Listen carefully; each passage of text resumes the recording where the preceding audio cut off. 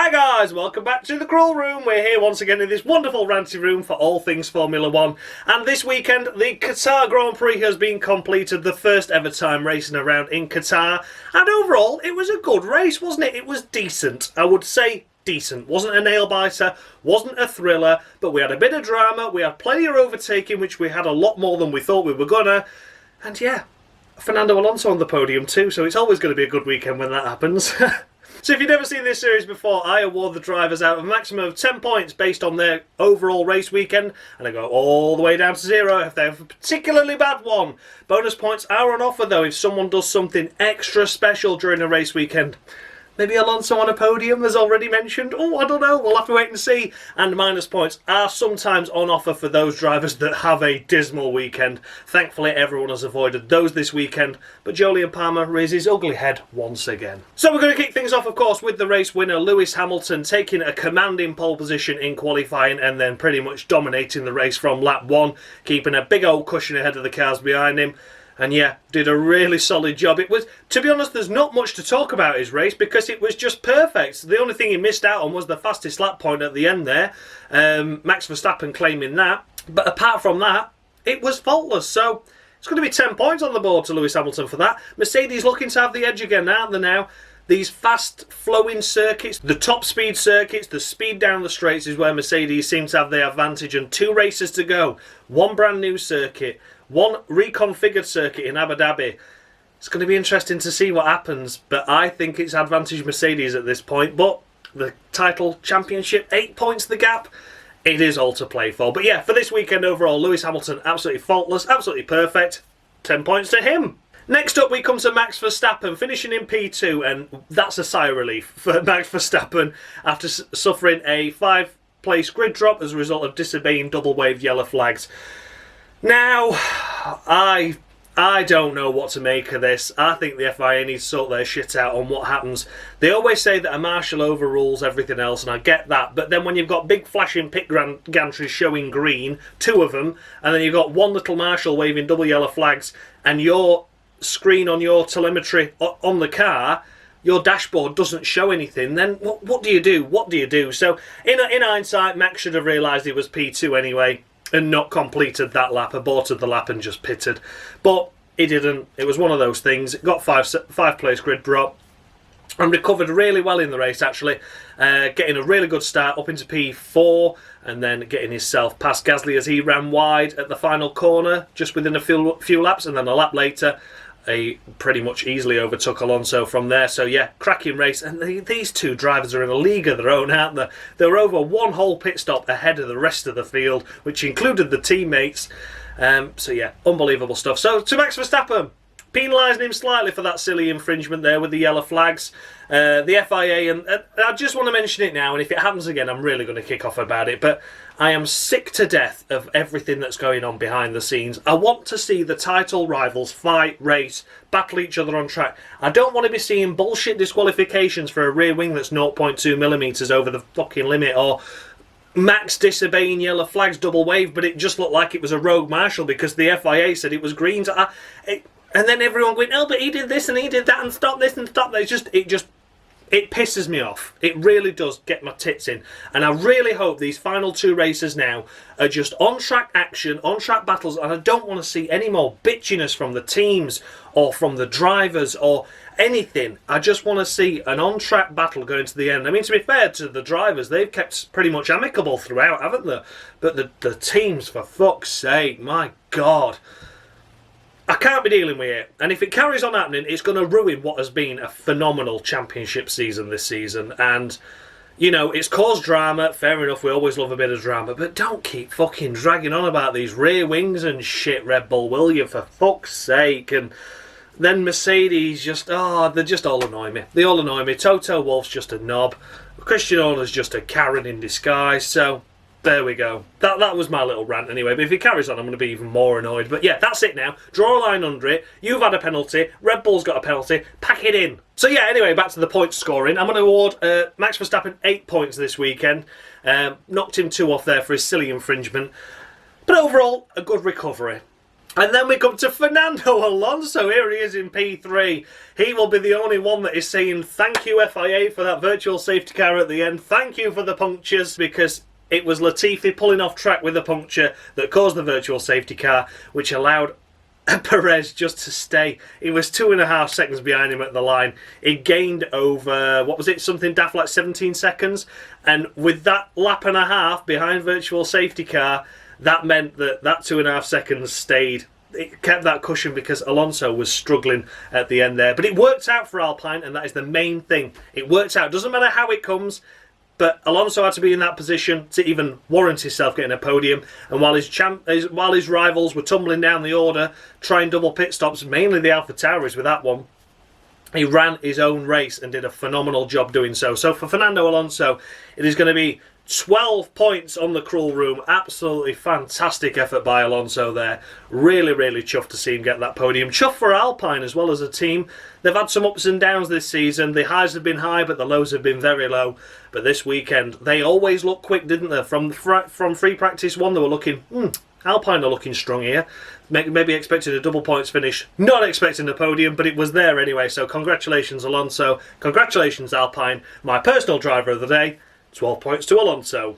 And then we come to Sergio Perez. Oh, unlucky in qualifying. Unlucky, just didn't have the pace, did he? The Red Bull was struggling over a single lap, it seemed.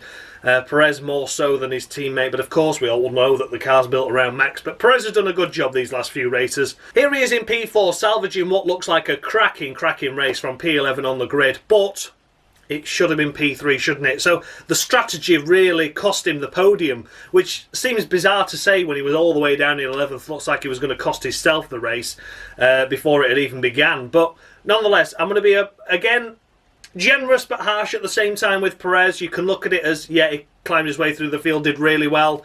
And then I look at it and think, yeah, had a poor qualifying, but the team really should have gone one stop with him just to give something different, an alternate strategy. And he was unlucky with the virtual safety car as well, wasn't he? So it's going to be 8 points to Perez.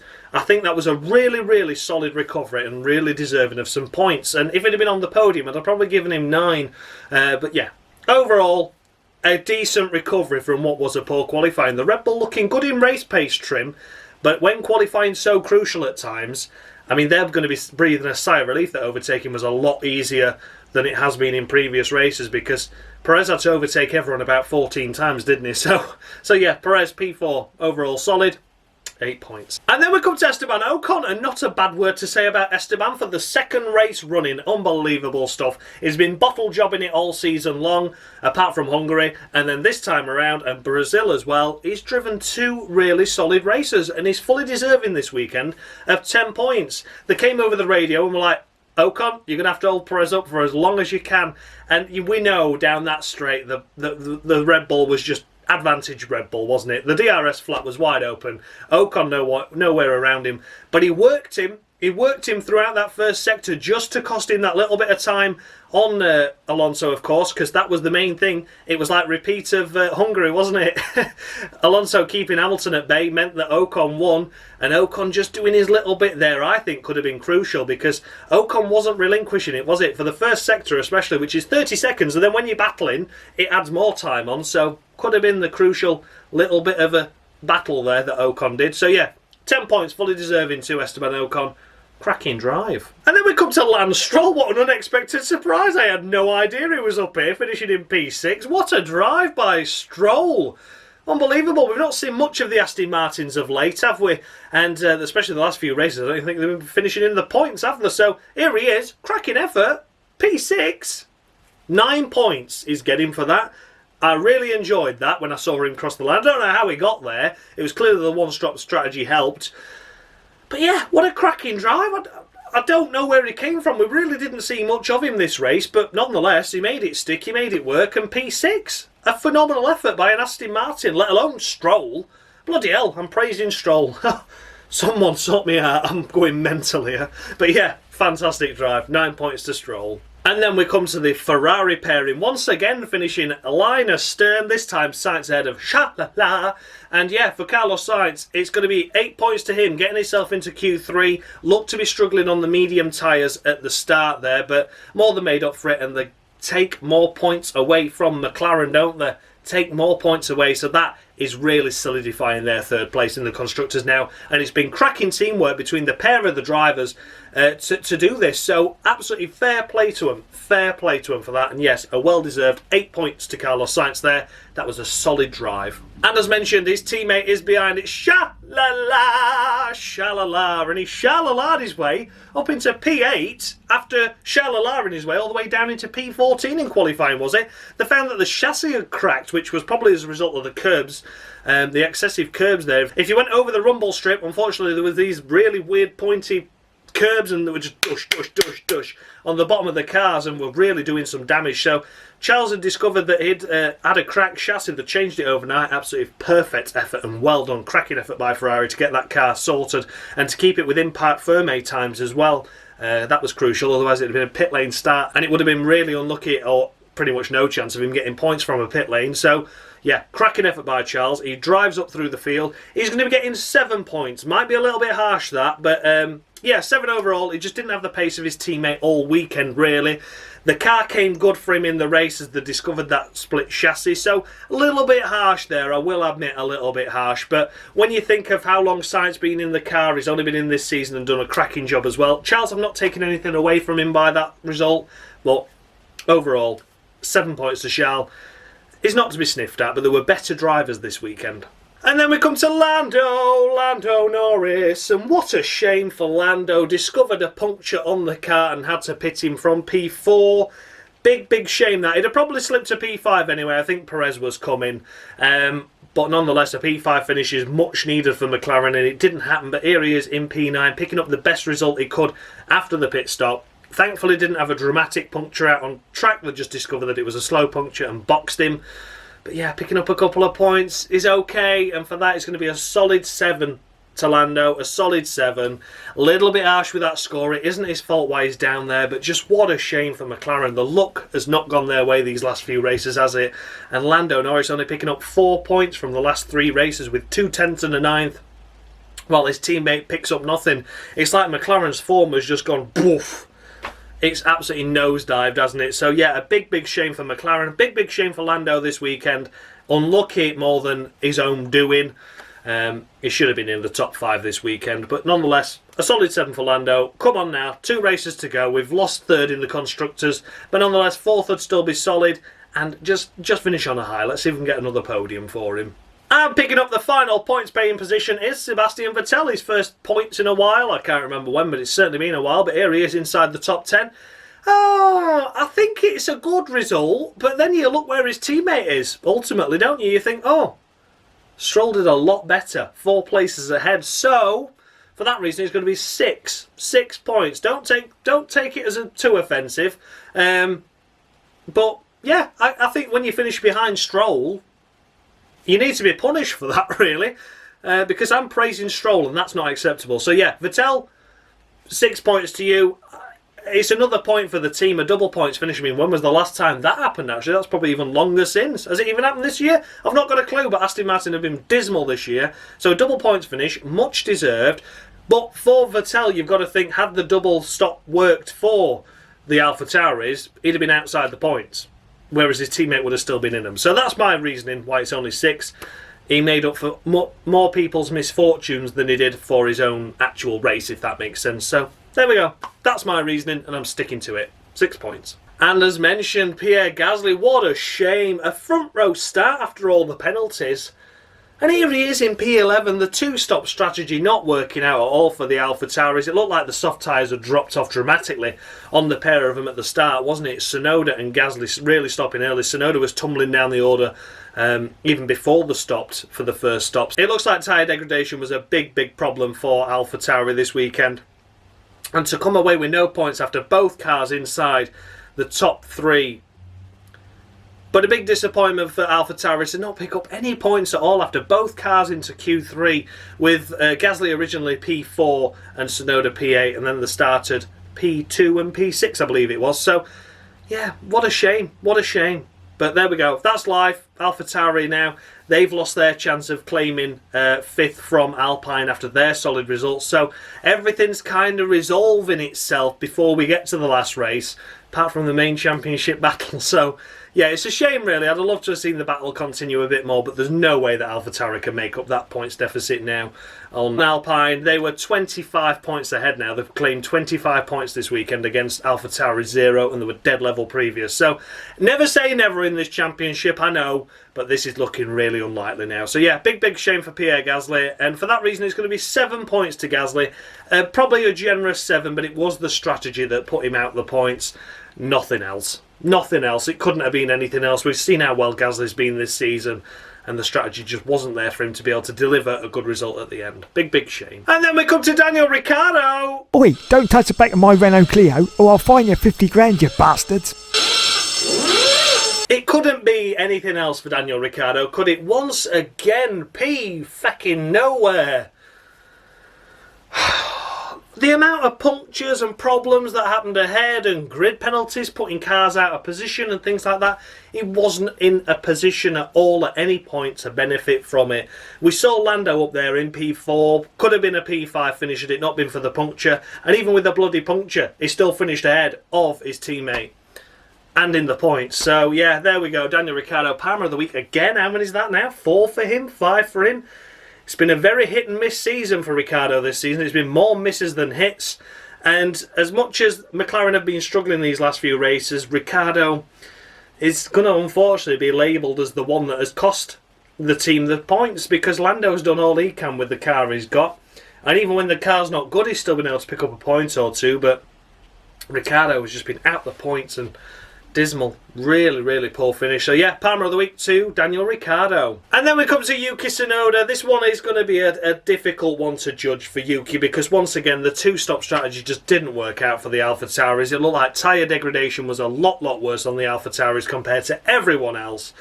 And it's going to be a solid 6. A solid 6. The qualifying was a fantastic effort. I don't hold anything against him for that. Qualifying in P8 is a cracking effort at a new circuit as well. And he looked to be struggling towards the last few laps, didn't he? He tumbled down to 11th just before he pitted for the tyres, but I think the tyres were already dropping off at that point anyway. And then that was it. Race over really from there. He was stuck behind the slower cars, struggling to get past them. I noticed he was still behind a Haas for quite a while as well. So yeah, big shame really for Tsunoda, and I don't really have a bad word to say about him this weekend other than wrong strategy, and I don't think the car was suited to the circuit over a race pace. Over one lap it were cracking, over a race pace just wasn't there. So yeah, 6 points to Yuki Tsunoda. And then we come to Kimi Raikkonen, his first ever time racing at this circuit, just like everyone else's, and it will be his last as well. So at least he gets to experience a few new challenges before his retirement at the end of this season. Jeddah to look forward to as well, of course, and a reconfigured Abu Dhabi too. So a couple more races for him to enjoy himself this weekend. Not really much was there to say. Alfa Romeo really off the pace in terms of everything and anything, to be honest with you. Out in Q1 and then in the race just measling on around in whatever we are now, P15, P16, whatever.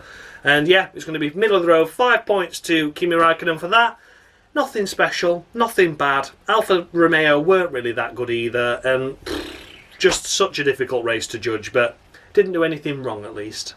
And behind Kimi Raikkonen is his teammate Antonio Giovinazzi, the Italian stallion. And oh no, between the cruel rooms we've learned that Antonio will be leaving Alfa Romeo at the end of this season. What a shame. It's such a lovely catchphrase. I've loved saying his name on the cruel room for such a long time now. But sadly not to be. It won't be any more Antonios at the end of this season.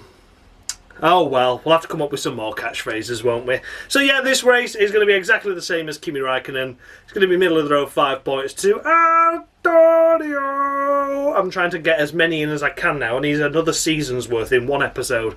But yeah, middle of the road 5 to him, because unfortunately, the Alfa Romeo just not got the pace this weekend, and that's life, isn't it? That is life. So there we go, 5 points to Antonio. And then we come to Mick Schumacher in the Haas. And what could be said for the Haas Express? Haas Express. You gotta beat the clock. You gotta beat the clock. Do. Well, beating the clock, he certainly beat his teammate, didn't he? By over 2.5 seconds in qualifying. Oh dear, I wonder if he was crying over that as well. I didn't see any press conference afterwards though, so maybe he did, maybe he didn't. But yeah, Mick Schumacher overall a tough weekend to judge. The Haas once again firmly at the back. 2.5 seconds ahead of his teammate though, and in the race, just that mistake we saw, didn't we, where he came back out in front of Alonso and nearly wiped him out. I mean, that must have been a shit your pants moment for Alonso there. But nonetheless, 6 points to Mick Schumacher, I think is fair, and a decent race by him. Just so difficult to judge the Haas's, isn't it? So unfairly probably not scoring him enough as what he's worth, but that's life. He'll hopefully get a better car next year with Haas, and then going forward into the future, a better team. But we shall wait to be seen on that. But just for now, 6 points to Mick Schumacher, really dominated over his teammate this weekend. And then we come to George of the Russell, watch out for them points. Well, the points weren't ever possible, were they? And then when he got the puncture, it definitely wasn't happening. Unfortunately for George Russell, he was one of many drivers to suffer from a puncture during the race. And he was running around in P13, P14, wasn't he? Sort of like where the Alfa Romeos finished. And then he got a puncture. That was that. Here he is, finishing behind Mick. So it's going to be a solid 6 to George as well. Nothing that he could have done. The weekend wasn't special though, was it? Missed a Saturday into Q2. We know that the Williams can get into Q2 anyway. But didn't really do anything that impressive this weekend, but didn't do anything wrong either, and he would have certainly finished higher up than where he finished had it not been for the puncture. So yeah, solid 6 to George this weekend. An unfortunate one. And then we come to Nikita Mazepin. Finished the race, but we don't talk about him. I'm not talking about him this weekend. I had a good old rant about him last weekend. We just let Dan Mushy Gaming have his fun on the Cruel Room Scoreboard at the end, so be sure to look out for that and enjoy that when it comes. So yeah, nothing from Mazepin. He finished massively off the pace of his teammate once again. What a wanker.